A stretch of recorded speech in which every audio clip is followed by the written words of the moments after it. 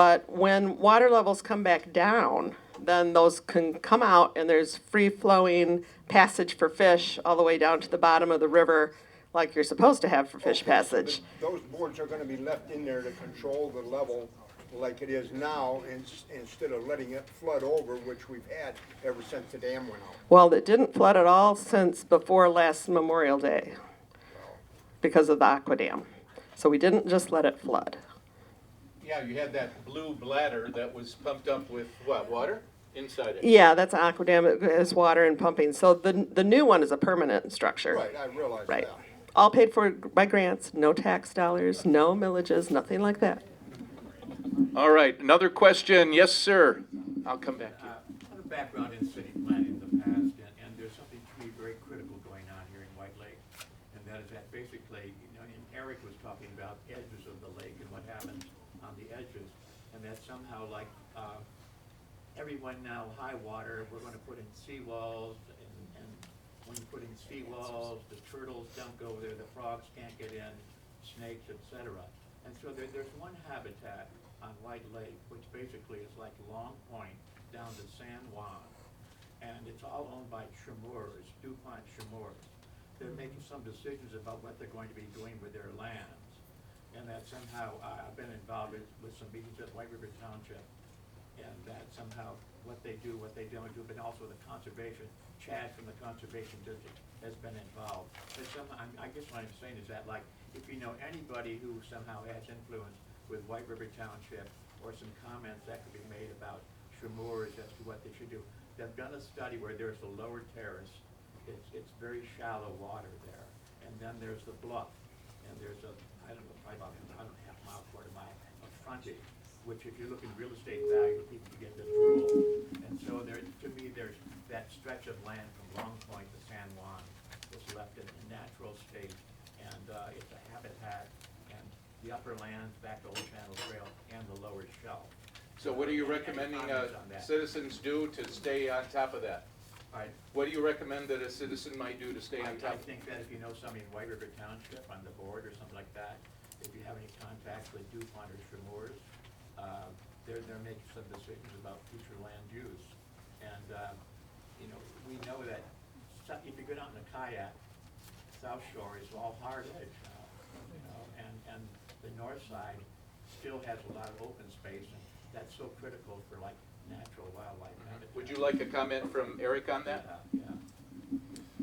Well, so there's lots of things that can be done. So you just mentioned it. People can start to engage if there's a need. That's how, you know, individuals can cascade up to the local level and make a bigger collective change. And then from there, there are suggestions. It may be conservation easement. So a conservation easement will protect it in perpetuity, so forever. Chad has been And involved in that with the conservation district. yeah, and that costs money. So, but there are opportunities potentially with the DNR fish habitat grants that they might be open to saying this is something that we would grant some money to do this protection, because they could see that if this is one of the last large remaining natural shoreline habitats, that's also possibly a really good production area for fish. And if that's gone, then the fish reproduction would be reduced, and so you can start connecting the dots there and make a difference. Does that help? And we're gonna come to you, but let's get this one right here from Kathy first, okay? Be right there. All right, so one of them was, what effect does Bear Creek have on the quality of Bear Lake? And Bear Creek is the main tributary that comes into Bear Lake. It's a watershed that starts up by Twin Lake, Middle Lake, West Lake. It travels through about 4 or 5 different jurisdictions, different townships in the city of North Muskegon. And so again, it's the nutrients. You know, we want to make sure that we're managing nutrients properly, whether it's blueberry farms, urban areas, rural areas, septic tanks, all of that. That's very important in that watershed. So Bear Creek has a big effect.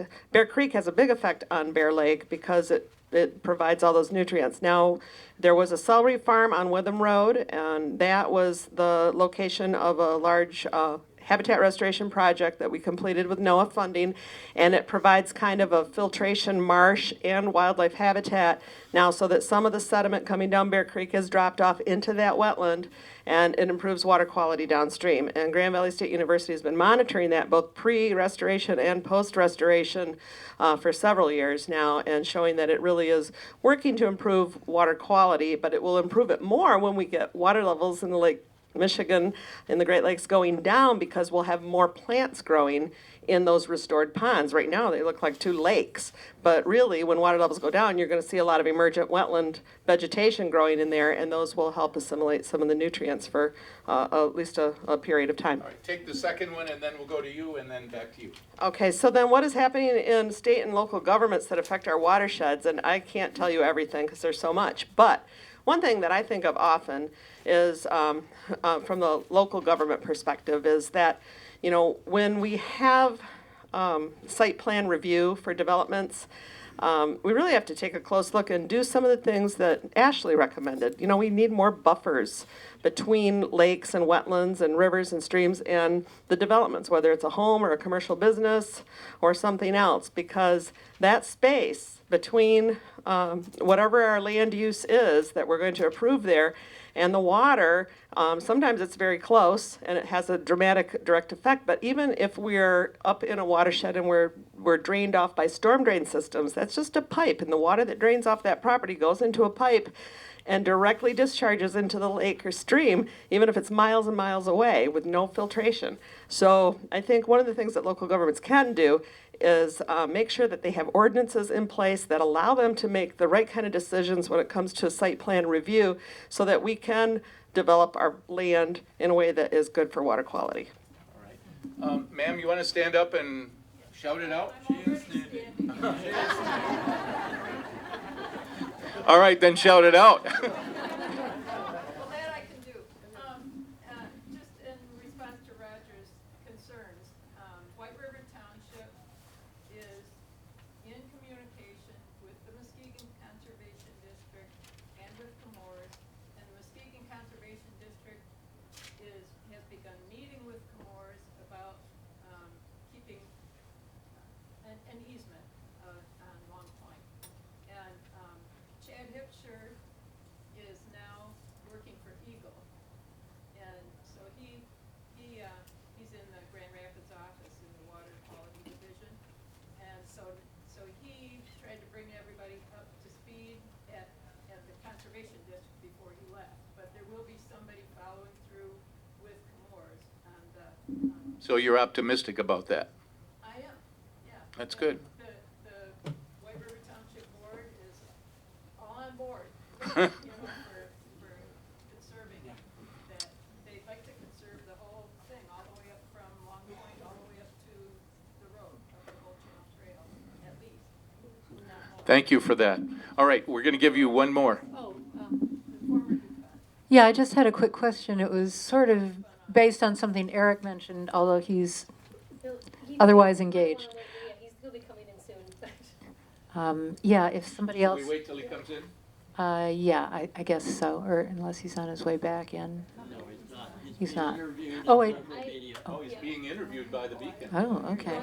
I do have to get, is Okay. there a specific Yeah. invasive species question? Because I do have to Yeah, get going. I'll tell you what we'll do. Do that first. Since Ashley has to leave, do you have anyone have a question for Ashley? Yes, sir, and then we'll come back.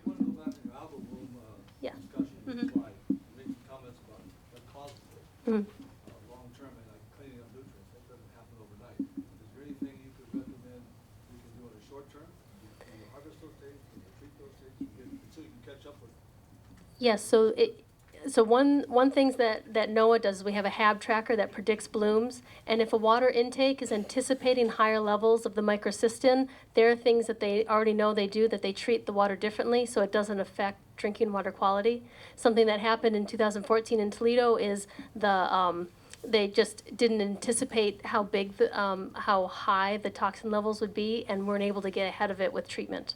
So luckily, water treatment is very informed about it, and that's why they use these predictive products so they can anticipate, so it doesn't affect human health. If you suspect a bloom, you shouldn't touch it. Don't let your pets play in it, because something like microcystin is is a liver toxin, and it can be absorbed with your skin and also if you ingest it. So when in doubt, stay out. I guess. There we go. Print it. So. Follow up? Yeah. Some companies that obviously sell their services to treat water and use different things for it. Use of copper sulfate or use of sea clear, are you familiar with the uses of that? I'm not as familiar, so Eric, I'll let Eric just speak with that. Okay, but before I go, I did. I have just one question. Sure. Sure. Okay, with all the lakes that we have and all the boat launches, why don't they make it, I know it costs money, but nobody's renting their boats. They go from one lake to the next, and they're bringing the stuff with them. You know, and Petwater has a serious issue with their stuff right now, so Yeah. I don't know what, if the townships are, you know, I don't want to be policing, but at the same token, this is all great, but, you know, if you have a boat, you're out fishing, now, and you come in and they're bringing it with them. They're not renting their boats from one location. So Yes, and the one thing, the education programs for the clean, drain, dry, to say, you know, don't take a boat soaking wet from one water body, jump to another, and they're trying to educate people so they take personal responsibility for it. But people love that, the liberty they have to go from one lake to the next. It's hard always to change people's behavior. So we do try to do education on it. If you look to what's happening out west, that's the new front of the new invasion front for these invasive quagga and zebra mussels. They're very strict about getting your boat inspected anytime before you launch it. They don't have the density of lakes we have. And so education is the best thing, but like you said, it'd be really difficult to have the infrastructure in place and the laws in place. Yeah. You want to talk about that? Okay. There was an older law that would impact leaving a lake, but now the new updated law is you can't leave a lake or go into a lake. You can't be transporting anything with plant matter on it. You can't bring any water. Moving water you can't do, so you can't even fill a bucket. You know, you catch a bunch of sunfish and put it in a bucket. You can't do that of lake water.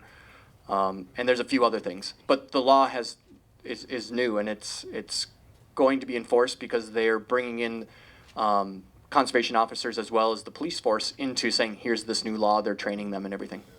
In Montana, they have designated inspection areas Yes. they set up, and you don't go past there with a Yep. boat. Yeah, they're being very serious and trying to be very proactive in the prevention of more mussels coming in. So Are you and Eric both leaving together? no, we drove separately. Oh, okay. So you're just losing me now, but All before I right, go. you got Ashley question time now. I- Any others for Ashley from Noah? Yes, sir. Do the algal blooms described, do they lead to hypoxic zones in our lakes that we should be concerned about? They can, in that the high amount of production and algae created with the bloom, when it sinks to the bottom and dies, that decomposition consumes oxygen, and then that can lead then to the hypoxia. So high production areas